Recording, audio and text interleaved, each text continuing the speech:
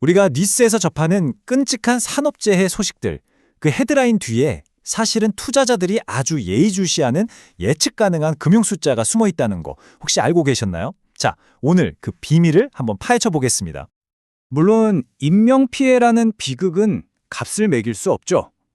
하지만 순수하게 기업의 입장에서, 투자자의 입장에서 볼 때 이 사고들이 가져오는 재무적인 충격, 그 진짜 비용은 과연 어느 정도일까요? 자, 이 그래프 한번 보시죠. 이게 지난 4년 4개월, 그러니까 52개월 동안 대한민국 대표 200대 기업의 데이터를 분석한 결과인데요. 정말 놀라운 사실을 보여줍니다. 여기 빨간 선이 바로 사회적 리스크 점수고요. 파란 선이 주가 성과예요. 빨간 선이 위로 치솟을 때마다 파란 선이 어떻게 되죠? 네, 여지없이 그대로 곤두박질 칩니다. 이건 절대 우연이 아니에요. 이 관계가 얼마나 강력한지를 딱 하나의 숫자로 보여주는 게 바로 이겁니다. 마이너스 0.73. 이게 통계학에서는 아주 강한 음의 상관관계를 의미하거든요.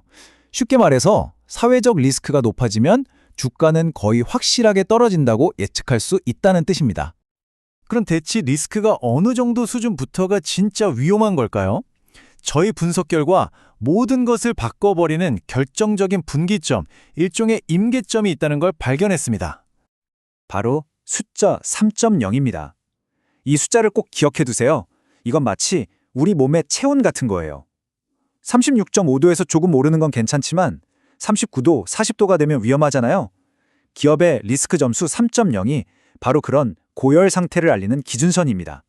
이 점수를 넘는 순간 모든 게 달라집니다.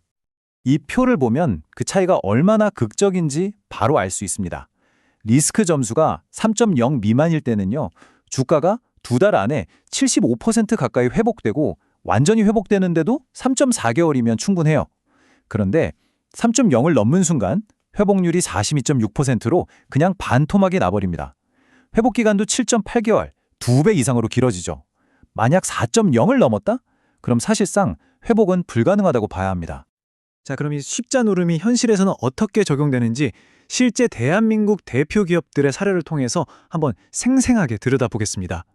첫 번째 사례는 우리에게 너무나 익숙한 이름이죠. 바로 GS건설입니다. 2023년 4월, 우리 사회에 정말 큰 충격을 줬던 바로 그 사건이죠. 이 헤드라인 하나가 당시 상황을 모두 말해주고 있습니다. 그 대가는요, 즉각적이고 또 어마어마했습니다.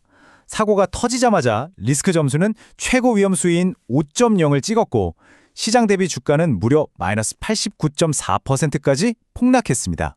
결국 8개월 영업정지라는 최악의 결과를 이어졌죠. 단 한 번의 사고가 대한민국 대표 건설사의 존립 자체를 위협한 겁니다. GS건설이 단 한 번의 초대형 사고로 무너졌다면 이번에 볼 현대제철의 사례는 좀 다릅니다. 반복되는 비극이 기업 가치를 어떻게 서서히 그리고 확실하게 갉아먹는지를 보여주죠. 현대제철의 경우는 한 번의 사고가 아니었어요. 이 헤드라인에서처럼 안타까운 인명사고가 계속해서 반복적으로 발생하면서 이게 구조적인 문제라는 신호를 시장에 계속 보냈던 거죠. 그래서 주가 그래프를 보면 GS건설처럼 한 번에 쿵 하고 떨어진 게 아니라 사고가 터질 때마다 계단식으로 계속 하락하는 패턴을 보입니다. 최고 리스크 점수는 4.9에 달했고 누적된 주가 충격은 마이너스 71.2%에 이렇습니다. 시장은요, 일회성 실수보다 이렇게 해결되지 않는 고질적인 리스크를 훨씬 더 싫어합니다. 그렇다면 왜 갑자기 이런 사회적 리스크가 이렇게 중요해졌을까요? 그건 더 이상 이게 일부 사회운동가들만의 관심사가 아니라 전 세계 돈의 흐름을 쥐고 있는 글로벌 금융의 가장 중요한 핵심 의제가 되었기 때문입니다. 핵심은 바로 이거예요.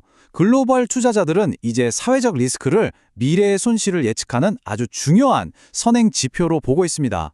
수천조 원에 굴리는 펀드 매니저 입장에서 이렇게 예측 가능한 위험을 무시하는 건 고객에 대한 의무를 저버리는 거나 마찬가지죠. 한마디로 직무유기행 셈입니다. 그리고 진짜 중요한 사실이 있습니다. 블랙록 같은 세계 최대 자산운용사들이요, 이 모든 데이터를 사람이 일일이 분석하는 게 아닙니다. AI를 통해서 매일 실시간으로 추적하고 있다는 거죠. 우리가 아침에 일어나서 커피 마시는 동안 그들의 AI는 이미 전 세계 기업들의 안전점수를 계산해서 투자 결정에 반영하고 있는 겁니다. 결론적으로 말씀드리면 우리는 지금 기업 가치를 측정하는 방식에 있어서 거대한 인식의 전환을 목격하고 있는 겁니다. 과거에는요, 산업재해를 그냥 일시적인 홍보 문제, 그러니까 사과문 발표하고 넘어가면 되는 문제 정도로 생각했고요. ESG는 막연하게 착한 일하는 정도로 여겼죠. 하지만 이제는 완전히 새로운 현실입니다. 사회적 리스크는 주가 하락을 정확하게 예측하는 구체적인 금융 지표가 됐고요. ESG는 기업의 미래 가치를 보여주는 핵심 건강검진표가 된 겁니다. 자, 이제 오늘 이야기를 마무리하면서 여러분께 질문 하나를 던지고 싶습니다. 여러분의 소중한 자산이 투자된 바로 그 기업, 여러분이 주주로 있는 그 회사의 안전 점수는 과연 몇 점일까요? 그리고 그 점수는 위험한 임계점을 넘어섰을까요? 아니면 아직 안전한 수준일까요?